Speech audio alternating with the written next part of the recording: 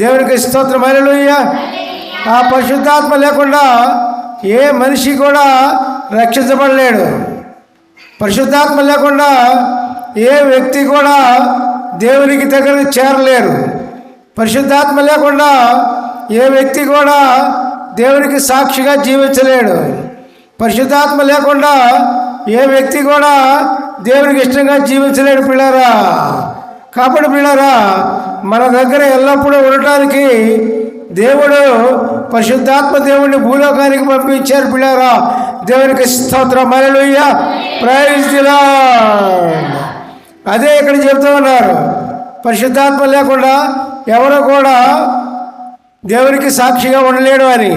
యోహాను 15వ అధ్యాయము 26వ వచనంలో చూసినట్లయితే, తండ్రి యొద్ద నుంచి మీ యొద్దకు నేను పంపబో ఆదరణకర్త అనగా తండ్రి యొద్ద నుండి బయలుదేరు సత్య స్వరూపైన ఆత్మ వచ్చినప్పుడు ఆయన నన్ను గురించి సాక్ష్యం ఇచ్చను.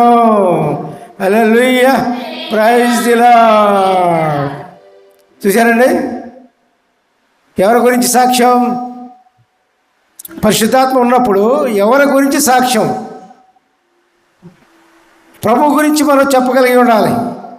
ప్రభు మనకి ఏం చేశారు, ప్రభు మనకి ఏ మేలు చేశారు, ప్రభు మనకి ఏ ఉపకారం చేశారు, మనల్ని ఎట్లా జీవింపజేస్తూ ఉన్నారు, మనల్ని ఎట్లా రక్షిస్తూ ఉన్నారు, మరి మన ఎందే దేవుడు పరిశుద్ధాత్మ ఉండి మరి దేవునికి ఇష్టంగా జరిపిస్తున్నారు. ఆ విధమైన సాక్ష్యాలన్నీ కూడా దేవుని గురించి చెప్పాలి ప్రియులారా. మన జీవితానికి పునాది దేవుడే, యేసు ప్రభువారే.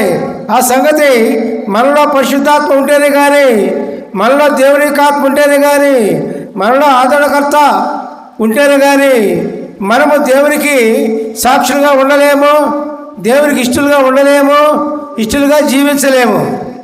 పరిశుద్ధాత్మ లేనంత కాలము కూడా దేవునికి సాక్షులుగా ఉండలేము, సరే కదా. దేవునికి ఇష్టంగా జీవించలేము ప్రియులారా. దేవునికి స్తోత్రం, హల్లెలూయా, ప్రైజ్ ది లార్డ్. కాబట్టి ప్రియులారా, పరిశుద్ధాత్మ ఖచ్చితంగా కావాలి. పరిశుద్ధాత్మ ఉంటేనే మనకు రక్షణ. పరిశుద్ధాత్మ లేకపోతే రక్షణ లేదు. అందుకనే దేవుడు అంటూ ఉన్నారు, యేసు ప్రభువు వారు సమరయ స్త్రీతో మాట్లాడేటప్పుడు ఏమన్నారు? ఆయన చాలాసార్లు చెప్పుకున్నాం. ఏమన్నారు? ఆత్మతోనూ సత్యంతోనూ ఆరాధించాలి.